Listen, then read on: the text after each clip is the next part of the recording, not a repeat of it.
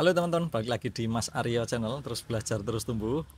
Buat teman-teman yang baru aja memulai usaha toko warung, pertama-tama saya ucapkan selamat atas usaha barunya, atas cita-cita baru juga ya kan. Mungkin tadinya bukan pedagang, tadinya kerja, sekarang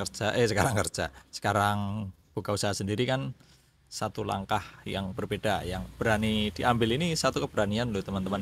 Nah, sebagai pedagang baru teman-teman tapi harus bisa mengenali posisi ya. Kalau di judul ini ditulis harus tahu diri, harus sadar posisi. Maksudnya bukan yang negatif ini teman-teman, bukan bukan celaan, bukan hinaan ya. Maksudnya tahu diri itu tahu posisinya kalian di dunia yang baru supaya nggak salah langkah gitu ya. Nah, kali ini saya mau menjawab salah satu atau beberapa ini nanti pertanyaan yang paling banget sering ditanyakan sama teman-teman yang baru aja buka usaha. Sering banget ada pertanyaan seperti ini masuk di channel ini teman-teman. Nah, jadi kalau teman-teman misalnya tertarik dengan channel ini, subscribe udah pasti ya, share jangan lupa. Terus ada beberapa yang tanya nomor WA saya. Nah, saya sarankan teman-teman kalau ada pertanyaan daripada ribet WA mending tulis di kolom komentar. Saya akan buatkan video seperti ini kalau memang pertanyaannya cukup bermanfaat buat banyak orang, nanti saya bikinkan video jadi jawabannya bisa ditonton berulang-ulang, juga bisa ditonton oleh banyak orang teman-teman ya.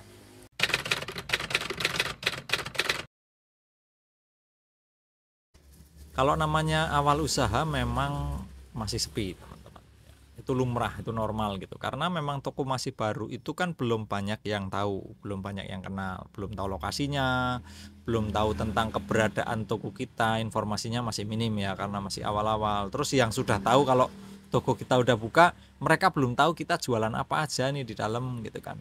Makanya toko pasti kalau awal itu cenderung sepi.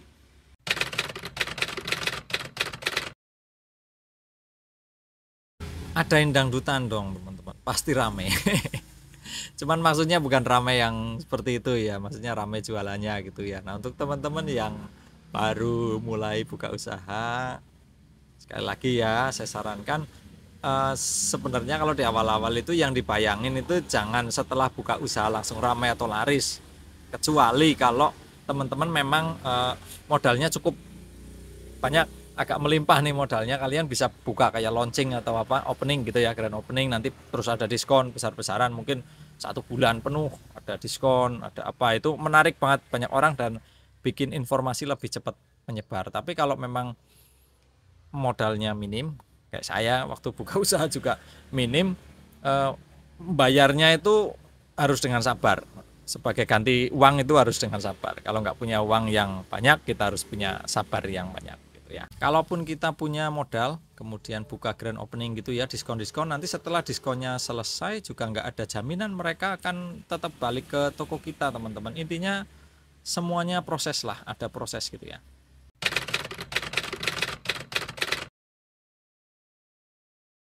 Tiap usaha beda-beda, sikonnya juga beda-beda kan, terus pengelolaannya beda-beda, orangnya juga beda-beda, pemilik usahanya juga beda-beda, kemampuan usahanya juga beda-beda, kemampuan jualnya beda-beda, harganya, lokasinya, terus kebutuhan konsumen, perilaku konsumennya juga beda-beda. Jadi nggak mesti harus sekian tahun, nggak ada patokannya gitu ya, terus ramai itu nggak ada patokannya.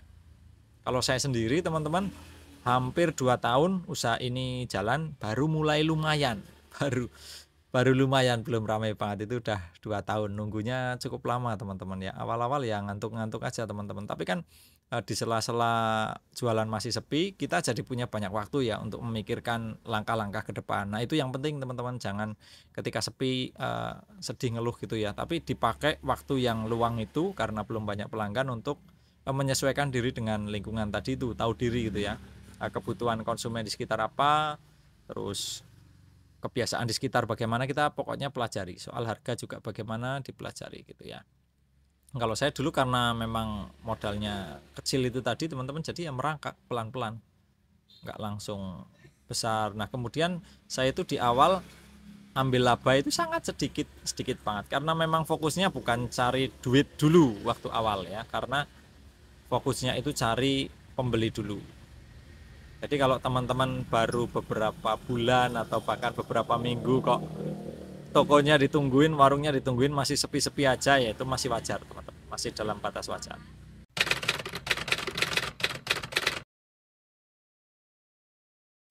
Kalau usaha baru itu yang baru dibuka, yang penting kalau buat saya teman-teman, mungkin kalau setuju boleh ngikutin ya teman-teman ya.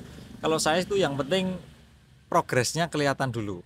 Artinya pertumbuhannya itu kelihatan dulu. Misal meskipun pelan-pelan gitu, meskipun sedikit-sedikit, tapi barangnya makin nambah misalnya gitu ya. Kita kan kenal ya usaha kita, itu kita kenali barang-barangnya apa aja, kita udah punya stok apa saja, itu kan kita tahu, kita yang tahu. Jadi teman-teman yang tahu di usahanya sendiri. Jadi masing-masing kan nanti berbeda. Nah kalau pelan-pelan ini udah mulai barangnya makin nambah, variannya makin banyak gitu misalnya ya, atau pengunjungnya makin nambah, belum pembeli ini baru pengunjung, makin nambah, sekedar orang datang tanya-tanya makin banyak, artinya kan makin banyak orang tertarik ya ke tempat kita, itu udah progres teman-teman, itu udah sebuah pertumbuhan di awal-awal usaha. Itu kayak ibarat bibit itu mulai keluar akarnya, keluar daunnya gitu ya, mulai bersemi. Apalagi kalau pembelinya nanti mulai balik lagi. Nah ini keren banget teman-teman, mereka mulai nyaman, mulai terbiasa, barangnya ada, artinya kan harganya cocok gitu ya, cocok lah belanja di tempat kalian, mereka akan balik lagi. Ini mulai mulai kalian harus siap-siap, ini mereka harus diopeni kalau bahasa Jawanya itu, dipelihara gitu ya, dibikin mereka tetap kembali ke tempat kita. Itu yang paling penting sebenarnya di awal-awal usaha. Makanya tadi saya bilang kan cerita awal usaha itu saya laba nggak seberapa, ngambil labanya memang tipis banget biar jadi pembicaraan orang kalau di tempat saya itu harganya miring gitu ya, harganya murah gitu. Syukur-syukur di bawah toko-toko yang lain. Itu incerannya pertama itu teman-teman. Nah terus fokusnya itu selanjutnya adalah ke kebutuhan konsumen aja dulu. Itu tadi barangnya dilengkapin, barangnya ditambahin. Yang laku apa? Kita kan tahu nih di tempat kita, karena tiap toko itu beda-beda barangnya yang laku. Di tempat saya dengan di toko lain mungkin berbeda. Kalau di tempat saya yang laku ini, saya akan mulai cari di kategori itu, saya lengkapi gitu ya, saya tambahin. Nanti yang kurang laku juga kita amatin teman-teman. Apa aja nih yang kurang laku? Kalau nggak laku-laku terus, kita kasih waktu misalnya setahun atau 2 tahun, barang kayak gini nggak laku-laku, dah besok nggak usah order lagi gitu, nggak usah diadain lagi, malah kalau bisa diobrol aja, dikurangin duitnya, bisa buat nambahin barang-barang yang memang benar-benar laku, jadi modal kita nggak sia-sia gitu ya, nggak berhenti gitu. Nah nanti kalau misalnya udah berjalan sekian tahun kok mulai ada permintaan barang-barang yang tadinya nggak laku sekarang mulai laku, gampang diadain lagi teman-teman. Yang penting kan usaha kita terus jalan gitu ya. Jadi kalau misalnya awal-awal usaha kelihatan masih sepi, masih ya 1-2 orang yang datang, optimis saja teman-teman.